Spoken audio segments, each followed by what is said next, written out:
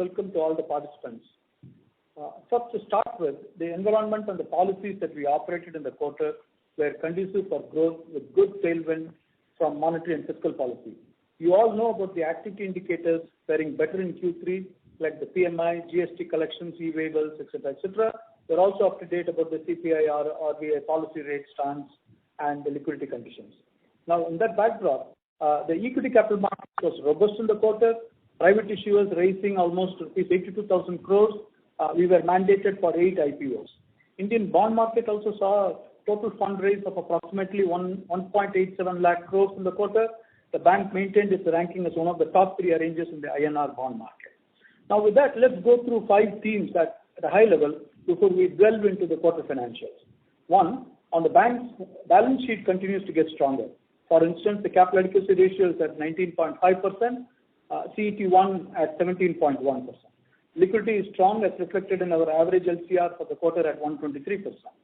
Balance sheet remains resilient. The GNP ratio is at 1.26%. Floating and contingent provisions aggregating to rupees 10,100 crores helps in de-risking the balance sheet and positioning for growth. 2, investments in key enablers are picking up in executing our strategy. We opened 93 branches in the quarter, 171 branches year-to-date 9 months period. To give additional context, we have added 525 branches over the past 21 months, that is during the COVID period, positioning us for capitalizing the opportunity. We onboarded little more than 5,000 people in the quarter, 14,300 plus people during the 9 months period. We have onboarded about 17,400 people over the past 21 months during the COVID period to get the people ahead on the productivity curve as the economy accelerates further. There is a growing impetus on digital, and we have taken the steps necessary to ensure our customers have great and consistent experience in whatever channel they choose to bank with us. Key initiatives like a streamlined, modern customer experience hub, allowing access to content across channels and devices will be introduced soon. We are also committed to continuously enhancing the digital experience for our customers through a fully revamped payment offering. We have taken multiple steps to ensure robust, scalable, and secure technology setup to strengthen even further. Some key initiatives include capacity for UPI has been tripled, net banking and mobile banking capacity has been doubled to manage 90,000 users concurrency, a significant step as most of our customers now rely on digital channels and for banking needs. The bank has migrated 4 data centers in Bangalore and Mumbai to state-of-the-art facilities. The bank is moving to next level of disaster recovery with DR automation and implementation of hot DR active access setup for key applications. Significant upgrades in network and security infrastructure to support our exponential growth in digital transactions. Our digital capability is coupled with rich data and customers' behavior. Take for instance a traditional retail product wherein close to 80% new loans go through digital scorecards or automated underwriting. In Q3, we received a total of 245 million visits on our website, averaging 31 million unique customers per month. As per our analysis, we had 30 to 70% more visits on our website vis-a-vis public-private sector peers. Close to 60% of the visits were through mobile device, indicating the mobile simplicity of the footfalls. 3, on customers, acquiring new liability relationship is setting new high, preparing for broad basing and deepening relationship in times to come. During the quarter, we opened about 2.4 million new liability relationships, 6.4 million new liability relationships during the 9 months period of this financial year, exhibiting a growth of 29% over the same period last year. 4, our market leadership in digitizing the economy is setting new high. In Q3, we achieved the highest ever issuance with 9.5 lakh card issuances. Since late August, when we recommenced issuance of new cards, we have so far issued 13.7 lakh cards. Credit card spend for the bank has grown 24% year on year, and debit card spend has grown 14% year on year. The spend growth reflects both increased customer engagement and economy improvement from a consumption perspective. In similar lines to our CSC partnership and to scale our business further, we have signed MOUs with 2 large payment banks for distributing certain products. This opens up further opportunity to scale among other places, growth in semi-urban and rural areas, leveraging partner distribution access point and feet on street. We have further scaled emerging growth segments such as easy EMI, consumer durables, targeting our preferred customers through segmented sales and marketing. Consumer finance business has 1 lakh plus active distribution points. We have over 5 million customers with easy EMI options. The bank merchant offering is scaling to provide enhanced value-added services across various segments. The bank has 2.85 million acceptance points as of December, with a year-on-year growth of 35%. The bank's acquiring market share stands at approximately 47%, with a 19% share in terminals, processing about 300 million transactions per month. Bank has been focusing in Suru locations and is investing in training and offering segment-specific solutions. Over 50% of new merchant sourcing is from Suru locations. 5. Asset volumes are gaining momentum to reach new highs, driven through relationship management, digital offering, and breadth of products. In the wholesale segment, corporates continue to generate strong cash flows across sectors, resulting in fair degree of prepayments. Trade continued to be an opportunity for credit growth. Factoring, invoice financing, export financing, import financing are some of the products we participated in to grow. We are also making progress in the MNC segment with our ambition to be the largest player in the space. Corporate banking and other wholesale loans grew by 7.5% over prior year and 4.4% over prior quarter. On the retail assets front, the momentum pickup observed during Q2 continued its stride in Q3 as well, witnessing a robust sequential asset growth of 4.7% and year-on-year growth of 13.3%. This has been on the back of a strong incremental disbursements during the quarter. Commercial and rural banking businesses saw robust growth this quarter, registering a sequential growth of 6.1% and year-on-year growth of 29.4%, reflecting underlying economic activity and continued market share gains. Now let's start with net revenues. Net revenues grew by 12.1% to 26,624 crores, driven by an advances growth of 16.5% and a deposit growth of 13.8%. Net interest income for the quarter, which is at 69% of net revenues, grew by 13% year-on-year and registered a sequential growth of 4.3%. The core net interest margin for the quarter was at 4.1%. This is in the similar range of previous quarter. Net interest income growth is reflective of underlying shift from unsecured lending, essentially gravitating towards higher rated segments in the COVID period. This is also represented in our ratio of net interest income to RWA, which is consistent at around 6%. Moving on to details of other income, which is at 8,184 crores, was up 9.9% versus prior year and up 10.6% versus prior quarter. Fees and commission income, constituting about 2/3 of other income, was at 5,075 crores and grew by 2% compared to prior year and 2.6% compared to prior quarter.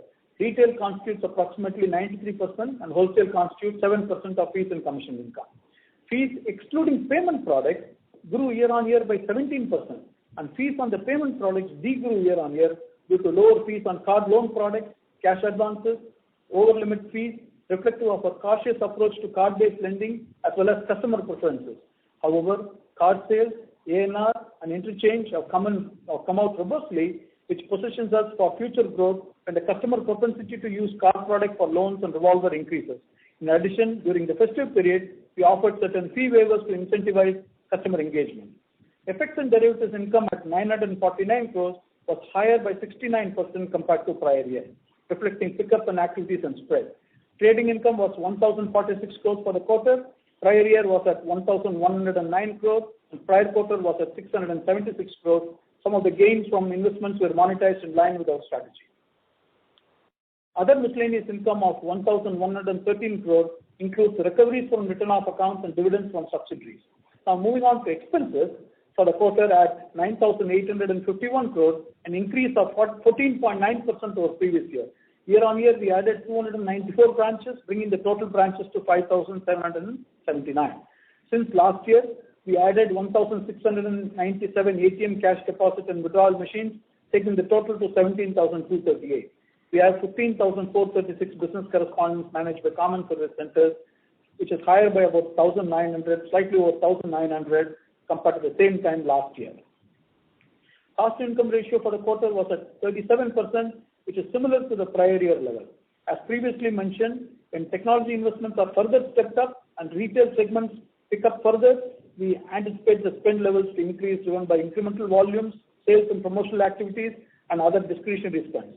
Moving on to asset quality, GNPA ratio was at 1.26% of gross advances as compared to 1.35% in prior quarter and 1.38% on a pro forma basis in prior year. It is pertinent to note that of the 1.26% GNPA ratio, about 18 basis points are standard. These are included by us in NPA as one of the other facility of the borrower is in NPA. Net NPA ratio was at 0.37% of advances, net advances. Preceding quarter was at 0.4. The annualized slippage ratio for the current quarter is at 1.6, about 4,600 crores as against 1.8% in prior quarter.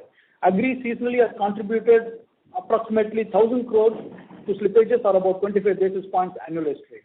During the quarter, recoveries and upgrades were about 2,400 crores or approximately 25 basis points. Write-offs in the quarter were 2,200 crores, approximately 23 basis points. Sale of NPA about 260 crores, approximately 2 basis points in the quarter, included in one of the categories above. Now, looking at check bounce and restructuring and so on. The check bounce rate continues to improve in December across most of the retail products and is not only back to pre-pandemic level, but are also marginally better. Further, the early January bounce rate shows continued improvement. Similarly, demand resolution at 97-98% for most of the products is back to pre-COVID level and in some cases better than pre-COVID levels. The improvement in bounce and demand resolution rates at aggregate level, amongst other things, illustrates the overall portfolio quality. The restructuring under RBI resolution framework for COVID-19 as of December end stands at 137 basis points. This is at the borrower level and includes approximately 28 basis points of other facilities of the same borrower which are not restructured but included here. To give some color on restructured accounts, 40% are secured with good collateral and with predominant good CIBIL score, which we feel is comfortable. Of the unsecured portion, approximately 2/3 are salaried customers and about 40% are good CIBIL scores more than 700. The demand resolution is showing encouraging trends. COVID restructuring has been an enabler for our customers to tide over the uncertainty in the last few quarters. Initial indicators suggest that most of these customers are now positioned to resume their payment with minimal impact to overall quality of the advances of the bank. As mentioned previously, impact of restructuring on our GNPA ratio can be 10 to 20 basis points at any given quarter. We talked about it last quarter and mentioned that. The core specific loan loss provisions for the quarter were 1,821 crores as against 2,286 crores during the prior quarter. Total provisions reported were 2,994 crores against 3,924 crores during the prior quarter. Total provisions in the current quarter included additional contingent provisions of approximately 900 crores. The specific provision coverage ratio was at 71%. There are no technical write-offs. Our head office and branch books are fully integrated. At the end of current quarter, contingent provisions towards loans were approximately rupees 8,600 crores. The bank's floating provisions remained at 1,400 crores, and general provisions were at 6,000 crores. Total provisions comprising specific, floating, contingent, and general provisions were 172% of gross non-performing loans. This is in addition to security held as collateral in several of the cases. Looking at through another lens, floating, contingent, and general provisions were 1.27% of gross advances as of December quarter end. Now coming to credit cost ratio, the core credit cost ratio, that is the specific loan loss ratio, is at 57 basis points for the quarter against 76 basis points for the prior quarter and 116 basis points on a pro forma basis for prior year. Recoveries which are recorded as miscellaneous income amount to 25 basis points of gross advances for the quarter against 23 basis points in the prior quarter. Total annualized credit cost for the quarter was at 94 basis points, which includes impact of contingent provision of approximately 30 basis points. Prior year was at 125 basis points. Prior quarter was at 130 basis points. Net profit for the quarter at 10,342 crores grew by 18.1% over prior year. We'll give you some balance sheet items, color on some balance sheet items. Total deposits amounting to 14,45,918 crores is up 13.8% over prior year. This is an addition of approximately 40,000 crores in the quarter and 1,75,000 crores since prior year. Retail constituted about 83% of total deposits and contributed to the entire deposit growth since last year. CASA deposits registered a robust growth of 24.6% year on year, ending the quarter at 6,81,225 crores, with savings account deposits at 4,71,000 crores, and current account deposits at 2,10,000 crores. Time deposits at 7,64,693 crores grew by 5.6% over previous year. Time deposits in retail segment grew by 8.3%. Time deposits in wholesale segment decreased by 2.8% year on year. CASA deposits comprised 47% of total deposits as of December end. Total advances were 12,60,863 crores, grew by 5.2% sequentially and 16.5% over prior year. This is an addition of approximately 62,000 crores during the quarter and 1,79,000 crores since prior year. Moving on to CAPAD, which I covered at the beginning, total, according to Basel III guidelines, total capital adequacy at 19.5%, Tier 1 18.4%, CET at 17.1%, which I covered previously. Now, getting on to some highlights on HDBFS, this will be on Ind AS basis. The total loan book as on December 31 stood at 60,478 crores, with a secured loan book comprising 74% of the total loan. Conservative underwriting policies on new customer acquisition, which was implemented during COVID, continues to be in place and will be reviewed in due course based on external environment. Disbursements have picked up in Q3, growing 9% quarter on quarter and 11% year on year. For the quarter, HDBFSL's net revenues were 1,982 crores, a growth of 15%. Provisions and contingencies for the quarter were at 540 crores, including 97 crores of management overlays against 1,024 crores for prior year. Profit after tax for the quarter was 304 crores compared to a loss of 146 crores for the prior year quarter and a profit after tax of 192 crores for the sequential quarter. As of December end, gross stage 3 stood at 6.05%, flat sequential quarter. 80% of the stage 3 book is secured, carrying provision coverage of about 41% as of December end and is fully collateralized. 20% of the stage 3 book, which is unsecured, had a provision coverage of 84%. Liquidity coverage ratio was strong at 222%. The STB is funded with a cost of funds of 5.9%. Total capital adequacy ratio is at 20.3 with the Tier 1 at 14.9. With markets opening up and customer accessibility improved to near pre-COVID levels, we believe the company is well poised for a healthy growth from here on, subject to any impact on further waves of COVID. Now, a few words on HSL, again on Ind AS basis. HSL, HDFC Securities Limited, with its wide network presence of 213 branches and 147 cities and towns in the country, has shown an increase of 58% year on year in total revenue to 536 crores. Net profit after tax of 258 crores in Q3 is an increase of 58% year on year. HSL's digital account opening journeys are running successfully. There has been a significant increase in overall client base to 3.4 million customers as of end December, an increase of 30% over prior year. In summary, we have reasonably overcome the effects of pandemic over the past 21 months across broad contours of balance sheet, P&L and human capital. While the effect of the latest COVID wave is not clear, which we'll have to watch out over the next few weeks to see where it turns, we are confident of navigating through this, applying our learning from past waves. Our growth is accelerating, leveraging on our people, product, distribution and technology. The quarter results reflect deposit growth of 14%, advances growth of 16%, profit after tax increased by 18%, delivering the return on asset over 2%, earnings per share in the quarter of rupees 18.7, book value per share increased in the quarter by rupees 19.4 to 414.3. With that, thank you very much. With that, may I request the operator to open up for questions, please. Thank you very much. Ladies and gentlemen, we will now begin the question answer session. Anyone who wishes to ask a question may press star and 1 on their touchtone telephone. If you wish to remove yourself from the question queue, you may press star and 2. Participants are requested to use handsets while asking a question. Ladies and gentlemen, we will wait for a moment while the question queue assembles.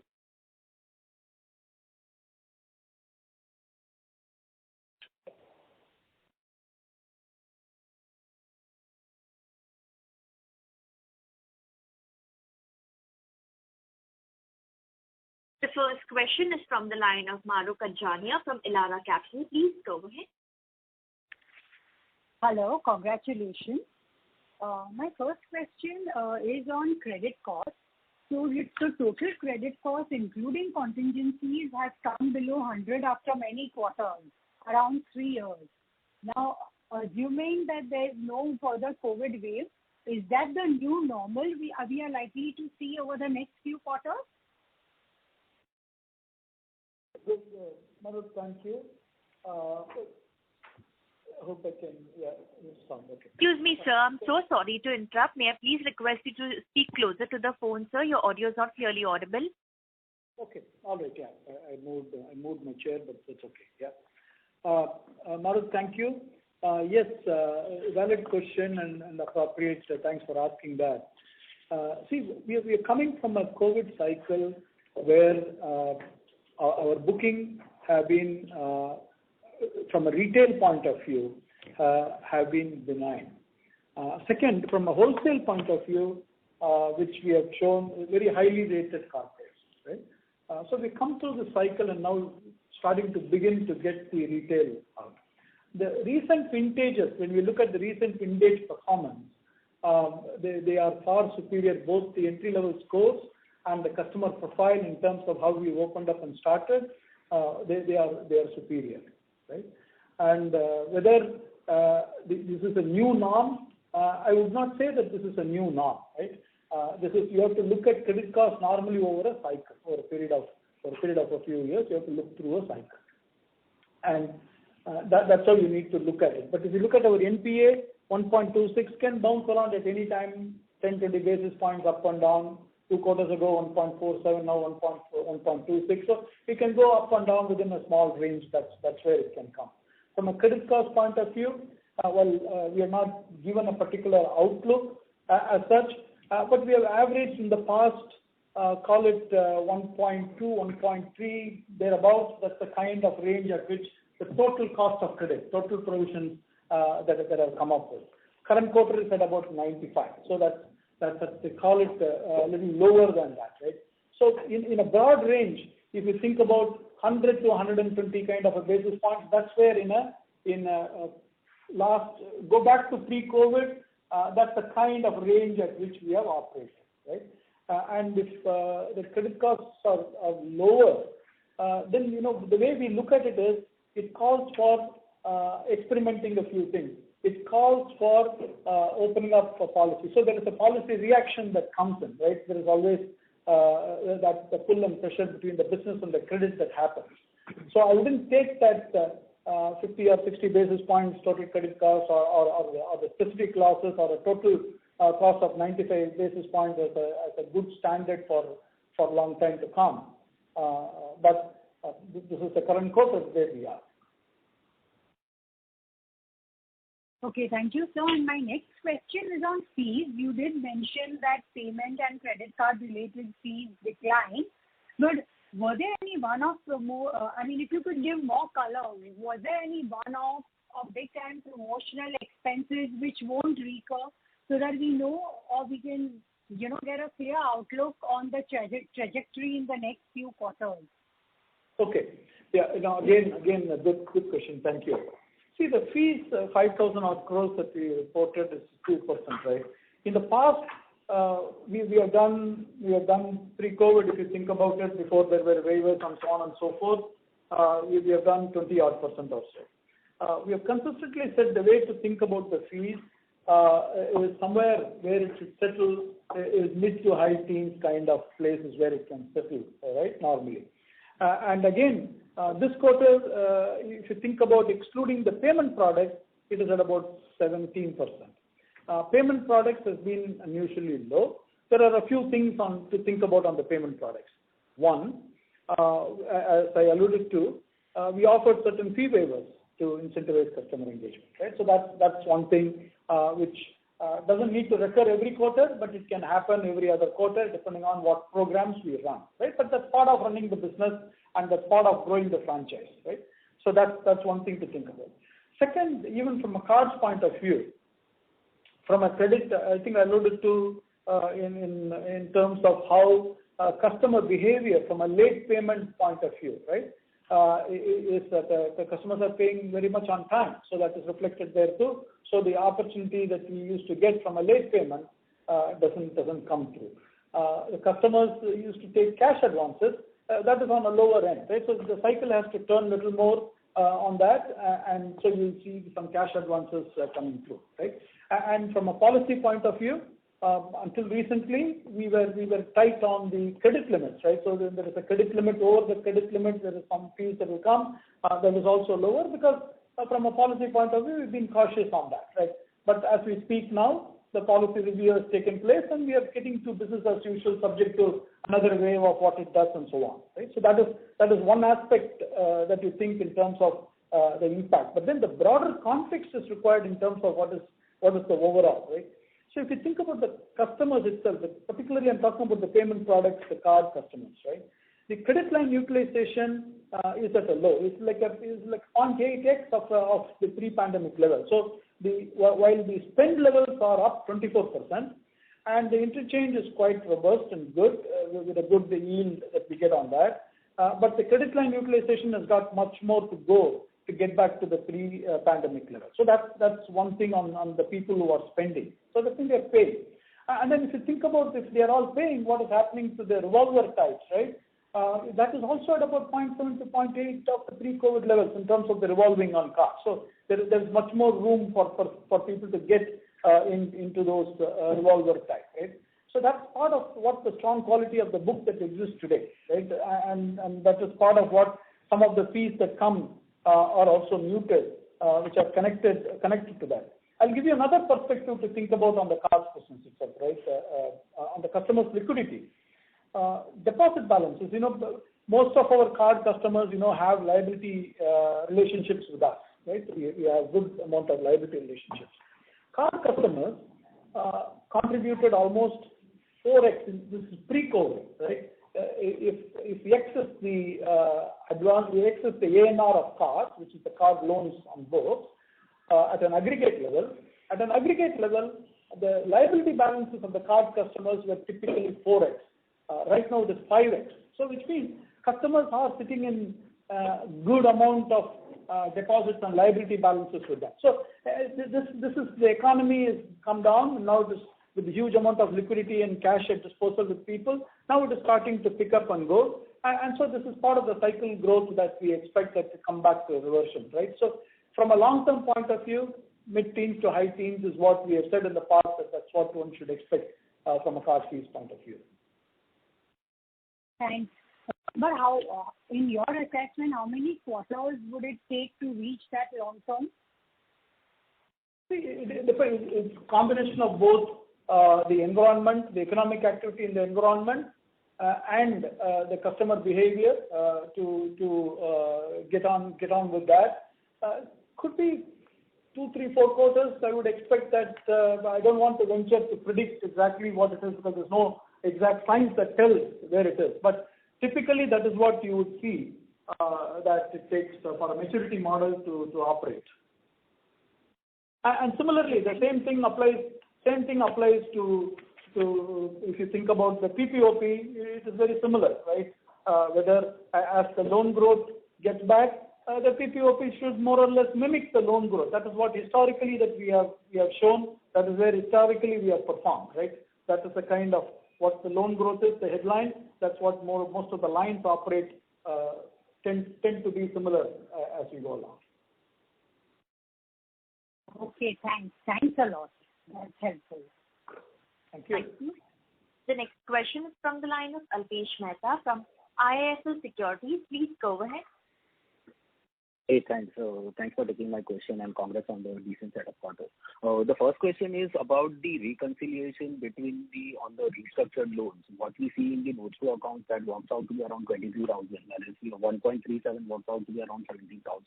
So how do you reconcile both these numbers? Okay. You seeing what you said? When I see notes to accounts, the total number works out to be around 18,000 crores. Plus there would be a R1 number. So both put together is around 25,900. Notes to accounts also mentions that the double counting between R1 and R2 is around 2,700 crores or something like that. So the net number works out to be around 23,200 crores, whereas our comment shows that it's around 17,200. So that is the gap of this around 6,000 crores. Okay, got it. Got your question. See, it is based on what the template, right? Somebody find the template and we fill the template up and put up there, right? So that's something different. And it's a good point that you raised, right? The 25,000, what was there is what did you grant as a restructuring in R1 and R2? When you add up, that is what it is. And if you eliminate the double counts, it is like 22,000, right? This is originally granted in several points in time. That means whenever it was granted at those points in time, right? What was the number? That is what you see there. Last September, we reported 18,000 crores, right? Last September. And currently, we say 1.37, that is 17,500 crores or so approximately. So first, the 18,400 to 17,500, the movement, they call that about 900 crores per movement. That half of it is moved to NPA, half of it is a net of various recoveries and adjustments. So that is part of what from September to December things have moved, right? But between the 22 to what we reported in September, 18,000, that is a net of whatever happened before September, which is between what happened to NPA, what happened to various recoveries and adjustment around that time, right? As we speak in September. That's part of, I think some of you picked up the number of what was originally granted, but what was outstanding as of September was 18,000, and now it is 17,500. Okay, so Srini, just correct me if I am wrong. If I look at the September disclosure, right, the R1 plus R2 minus the double counting, as per the notes to accounts was around 22,500, of which there were NPLs and the amount repaid of the R1 amount that you mentioned in the notes to accounts. So that number was around 20,400. Whereas as per your disclosure in September was 18,200. So the 2,000 crores was the difference between the amount which was reported as of September and between your result date. Is that my understanding correct? Correct. Various other recoveries and other things that came until the reporting date. Okay. And right now also is the similar situation wherein you have not reported the NPLs and the repaid amount out of R1 and R2. So as per the notes to accounts, it could be around 23,200 crores, but after the recovery, NPLs, everything, and the repayments, etc., it's around 17,200. This quarter notes to account simply calls for, this is again mandated, right? It calls for reporting only R2 as originally granted, which is reflecting 18,000 crores or something in the notes. 18,000 crores is not the outstanding, right? 17,500 is outstanding. So whatever was mandated to show in the notes, that's what we showed. But both when I talked and I gave the 1.37, that is the 17,500. Which is R1, R2, whatever is the restructuring outstanding on the balance sheet, that is the number that you are mentioning. That is correct. Okay. The second question can you just give some qualitative comments related to the tenure of this book? You mentioned as one of your comments that 10-20 basis points would be shift into gross NPL at any given point in time. But there could be a situation that almost 25-30% of this book can slip over a period of next 1 year. So when we are talking about 10-20 basis points of that particular quarter or over the tenure of the book. So for example, if it's around 1.37, then out of this 1.37, only 20 basis points can slip into NPL category. I just wanted to clarify that number. Okay. See, by the way, there is no particular science of 10, 20 or something. This is based on what our analytics comes up to say, based on what experience we have seen, based on the customer profile, which I alluded to say, for example, the one that I gave, about 40% are secured, right? Fully collateralized and with a good CIBIL score, which we feel very comfortable with, right? Then on the unsecured portion, we said call it roughly about 2/3 or so are salaried customers where we feel quite comfortable, right? And then on the balance, where we keep watch, about 40% or so are good CIBIL score more than 700 or so, right? So based on these kind of analysis, that's where we said we feel comfortable that 10-20 basis points at any particular point in time that can be within our tolerable range, right? And from a restructuring point of view, generally the restructuring can run up to 2 years, right? And again, if there was 1 year of a loan left and the 2 years granted, now the person has got it for over 3 years to go. Okay. So just clarifying over here is almost 15 to 20% of the book can slip as per your analytics. Is that the number correct now? That 10-20 basis points is of 1.37%. So it's around whatever that 7 to 15% of the book can slip based on your analytics or the customer data that you have. I don't want to venture into extrapolating the 10-20 basis points into various time periods. Yeah, got it. Okay. The second question is related to the credit growth. Historically, we had a multiple of the system credit growth that we always used to guide about, but as just an indicative number. But now when I see at the system level, because of the consolidation in the larger segment within the PSU band, the system may be growing at X%, but the private sector banks are growing much faster than that. And some of our larger peers are also growing at a significantly higher rate than that of the system. How do we see our credit growth? Do we still maintain that X% that we used to talk about in the past, or we can have a better opportunities to grow much faster and gain market share?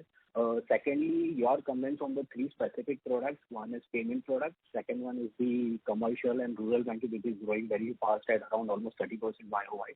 And lastly, corporate and wholesale banking, since we have developed quite a bit of capabilities over the last 2 years and grown this book aggressively as a share of overall loan books. So these are my questions. Thank you.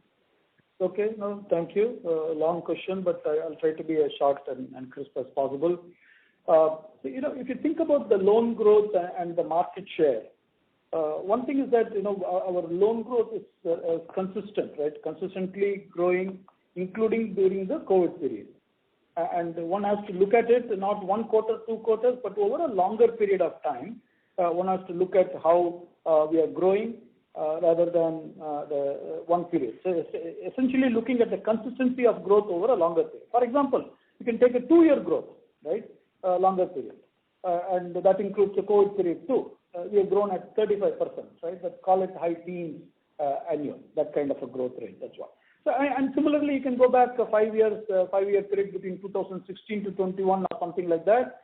Again, about 2 plus, a little more than double, call it high teens type of growth. That's what we had at that time.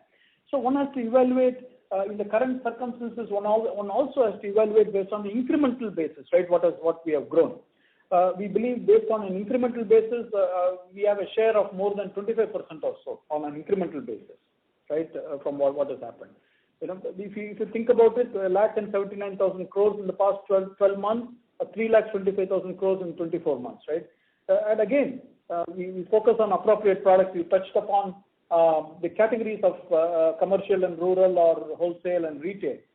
Yes, at some point in time, we did grow a good amount of wholesale. There's a good demand. We were there for the customers to support them in terms of the wholesale, very highly rated.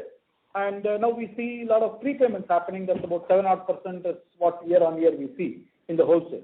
On the commercial and rural, enormous opportunity and very fast growing. About a third of the country's GDP is contributed by that kind of a segment, right? That segment. And we want to participate more vehemently in that group, in that segment, and we will continue to bounce on that one. On the retail, we were subdued, rightfully so from a policy point of view.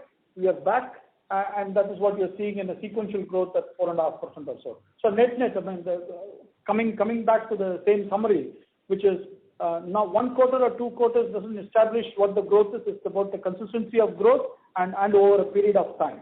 And so that's how you must look at it in terms of our growth, and we will continue to capture market share. And again, in a balanced portfolio across secured, unsecured in retail, across commercial and rural and wholesale. So across various product spectrum, customer spectrum.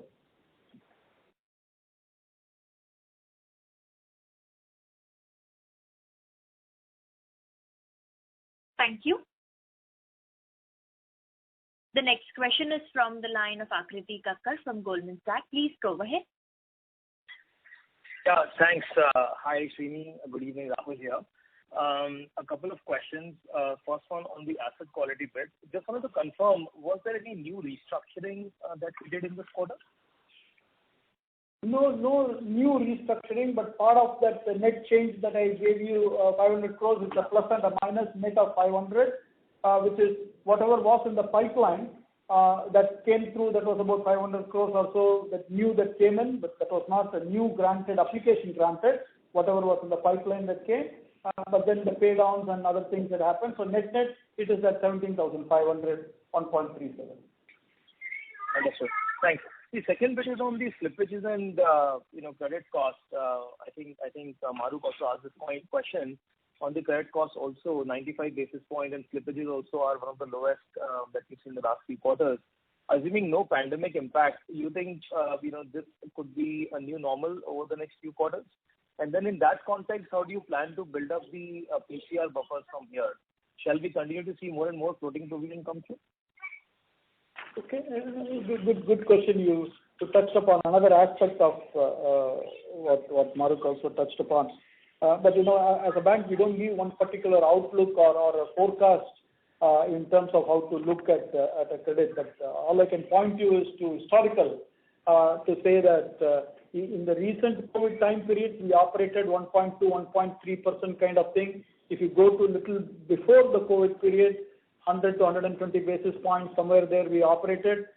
Currently, including the COVID, the contingent provisions, about 95 basis points. But yes, over a period of time, again, when you look at it, we should revert to that kind of what was a pre-COVID mean, a type of a mean reversion should happen towards there, right? And current quarter is reflective of what we have booked, because the recent vintages, call it the 18 months or 15, 18, 21 months type of vintages that we have booked across various segments, right? Across various segments, they are of a very good quality. Retail book, is typically 2 years on an average, retail book. And it is of a very good quality.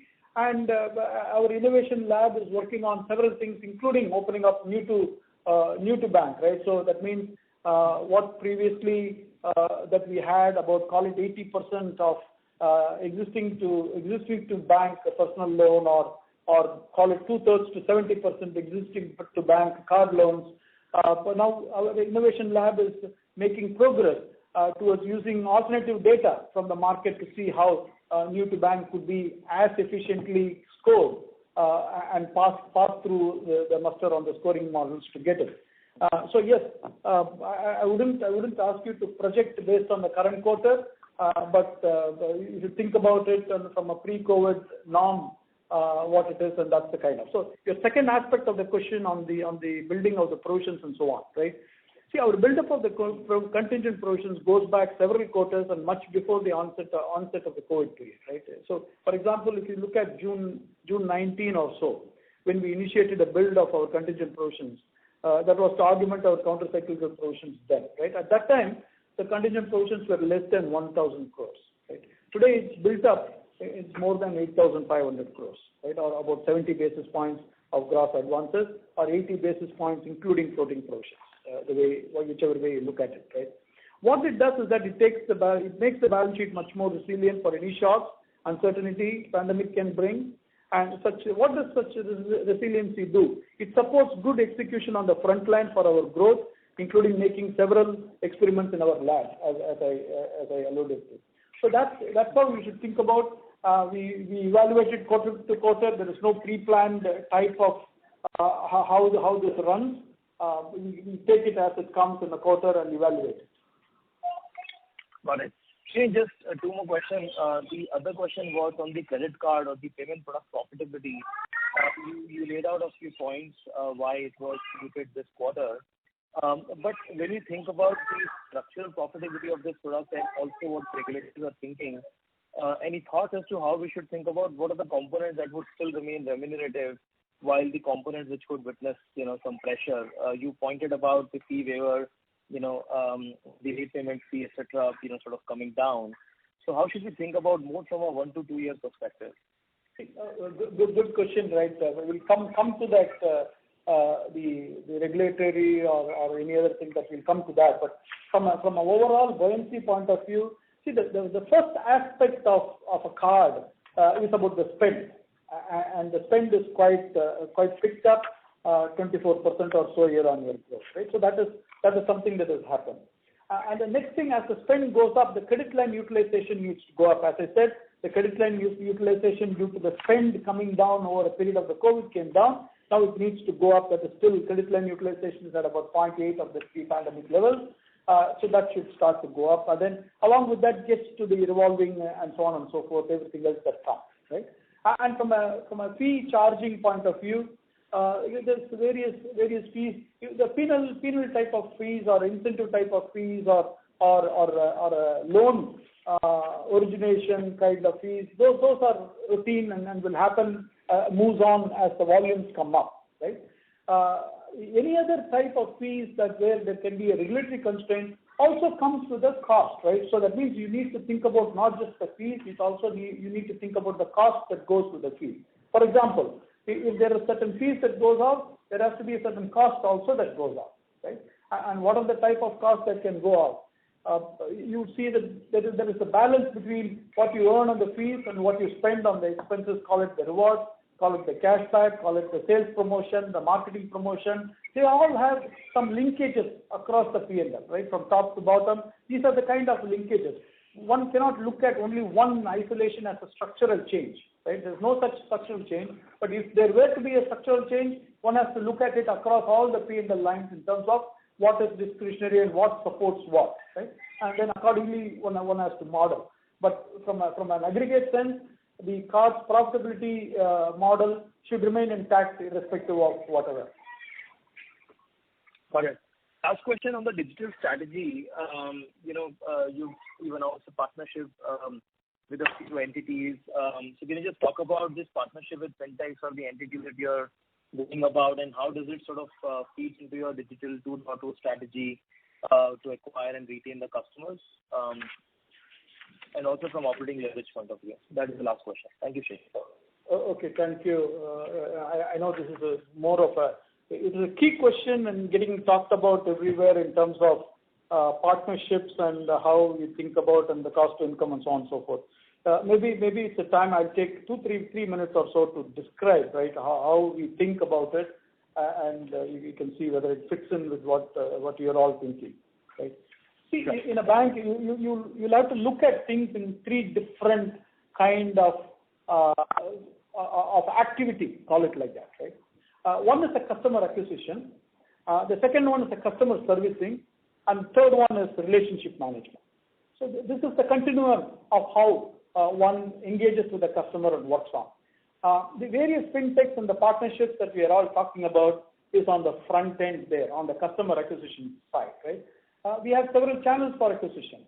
Branch, we have a virtual relationship model, we have a feet on street model, we have a physical DSA model, right? And then now we have a digital marketing model developed over the last 3 years based on analytics. And now we have a partnership model, that is, call it a fintech partnership or any other type of partnership that you think about, that is another model. And we do get, I gave you some time ago in terms of we got in 2.4 million liability relationship. That's a key ingredient that comes in based on which every other product starts to work on that, right? And so that is the kind of inflow of customers. So you get a little more accelerated customer acquisition. At the end of the day, you measure the effectiveness of that through the better cost of acquisition. Which is the optimal cost of acquisition? That's where it gravitates to. If a branch brings in accounts, brings in relationships at a cost that is much better than the fintech or better than a partnership, that is where things gravitate to, right? That's part of the cost of acquisition model. That's how you think about that. Then certain other fintech or a service or a mobile banking feature or various other things that goes in customer servicing, that is enabling customers to do things where it can be done on self-service or where it is done through a relationship management, how on a straight-through basis, on a paperless basis that we execute. That's where you measure that to a cost to income. Whether are you at an optimum level in a cost to income where you're able to support the customer's activity in an optimum manner. So that that you measure through how we are executing on that aspect of it, right? Now, on the relationship management, which is where the most of the money, right, which somewhere in the past we have done, we have said, last year I think we mentioned it, call it about a third, less than a third, little less than 30% of our customers provide little more than 2/3 of value to the bank, right? And 30% of the customers are the ones where we have relationship management.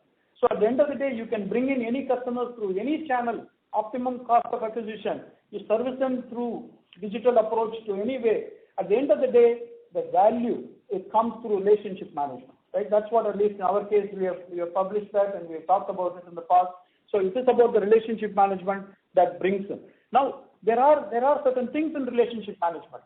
For example, in the relationship management, we implemented, we talked about over the last 12 months, actually during the COVID period, the analytics-based engagement with the customer, the next best action that we implemented, right? In terms of how it rank orders customer preferences based on products, behavior, and the intent to purchase, and that the recommendations that come, we have for 20 million customers, we have recommendations that we have an engagement with more. Again, it is digitally driven, proprietary driven internally through analytics. Technology helps there, but the delivery is through relationship management. So this is it can't be delivered through a mobile banking or an internet banking or a fintech partnership or any other partnership can't be delivered, right? It gets delivered through, because that's where the value comes through a relationship approach, right? So that is something that the capability is coming from there. So that's I leave it there. I've taken a minute or two more than what I said I will do on that. Hope that gives a perspective of how we think about it. Yes. Thank you so much, Srini. We'll definitely take it offline as well. Thank you so much. Thank you. The next question is from the line of Saurabh from JP Morgan. Please go ahead. Hi, good evening, Srini. So just one question. This is on your net interest margin. So how should we think about the progression from here? The book mix clearly seems to be getting better. And, if rates rise, you clearly seem to be better positioned. So would you expect that the NIMs should go up from here? And in that context, your earlier comment that PPOP will grow in line with loan growth, shouldn't ideally this growth be better? Thanks, sir. Okay. See, Saurabh, thanks for asking again. A very key part of the dynamics from the P&L to think about, right? See, historically, over a period of 3 years, 5, 10, 15, right? We have seen all of those, which you have seen too. The bank has operated in a band of, call it 3.94 to 4.45, right? 4.4, 4.5%. That's the band at which, by the way, that is based on average assets, not interest earning assets, because I don't want to get confused with the denominator being what it is. Denominator in this case that I quoted the numbers is average assets, because there is a process, I think, in the industry about using interest earning assets, but that's a different matter. Okay, 3.94 to 4.4, 4.5, right? That's the band at which. Currently, we are at the low end of the band because the retail products, where we see much more of yield coming, much more of a spread coming, and it comes with higher RWA, right? It comes with a higher risk rating on those, right? That comes there. We brought that down, and it's in the mid-40s, and it's starting to take its own legs and start to grow, right? So one is that it needs to take its time to grow back to what it was, call it 2 years ago, right? So that's a journey, and the journey, if you look at the sequential that you have seen, about 4.5%, call it 18% or so is the growth on the retail portfolio, right? And the next part of that could also be on the retail front itself, the mix of the retail front, right? Whether in the current rate scenario, what sort of loans that yield, right? It also depends on the segment in which we operate. In the recent past, we have had a good growth in retail. This quarter, 4.5. Last quarter also it was 4 something, right? So it's going to take a few quarters for that to come back to life. But within that, as we came out of COVID and started to focus on this, we have 5 categorization for the corporate salary segment, where many of our high yield products are targeted to, right? Category A, B, C, D, E, right? And category A, B, C, Cat A, Cat B, Cat C is a kind of a very popular where we have had a good success to start with right now. And we should have broad base as we go along with better yield and the rates also going up. Right? So that is that is something to keep in mind. That and the other aspect of it is also the government segment. The government segment in our risk analytics model can typically be a low risk relative to the rest, and will come in a risk-based pricing model. It will come with a relatively lower yields than the rest. So that is something also we are focused and continuing to focus on that also. So at the end of the day, it will take few quarters for this mix of retail, and within the mix of retail to be much more broad-based across all the segments within the retail that we are talking about to come up. So that is one aspect of what you can think about the NIM coming up. The other aspect of the NIM is also about the rates itself, right? If you think about the repo rate, loans linked to repo rate, slightly under a third right now, right? About 31, 32, or slightly under 1/3 of our loan book is linked to a repo rate, and about a little mid-single digit or so is linked to T-bills, right? And so which is, if you go back 2-3 years ago, when we were in the mid to high end of that NIM range, the components, that means the composition of these two were very meager, right? Were very low. I wouldn't call it single digit, but very low it was. So it has moved up, and now the rate starts to move up. That is going to give something.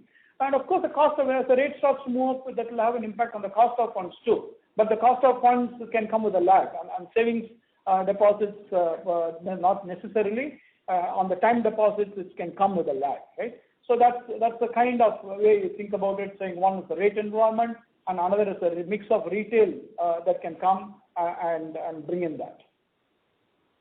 Got it, Srini. So ideally, it should move up. So that's what I was coming to, that if your NIMs tend to move up, shouldn't your operating profit be better than loan growth, is the limited point I was trying to get at.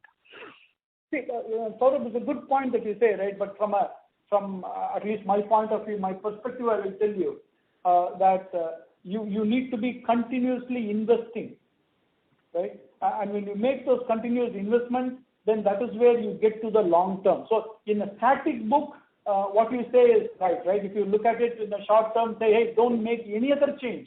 Just allow these two changes. Change the mix on the loans and change the segment between retail, get to a higher yield segment. And should that be? Yes, it will be. But you know that it is not a unidimensional model, right? It should be a dynamic model where you invest for the future. That's why I alluded to in my opening remarks that about the branch investment, about the people investments, about the technology investment. We need to do that for the future. You don't see a return on it today, you will see the return on it in a couple of years' time, right? Because a branch maturity model takes anywhere from 2 to 3 years to be in a reasonable state, and between 5 to 10 years to get to be a robust state, right? Same with people productivity. And so we need to make those continuous investments on those, and so that is why the one that I mentioned, that the pre-provision operating profit, or PPOP, mimicking kind of a lending growth rate. That's how historically we have been, because continuously we have added branches. So if you think about in the last 5 to 10 years, we've added 2,600 branches in the last 5 to 10 years. In the last 1 to 3 years, we've added 1,100 branches, right? And so these are the kind of investments continuously we do to model so that it is dynamically maintained for a longer term to come. Got it. Thank you, Srini. Thank you. Thank you. Thank you.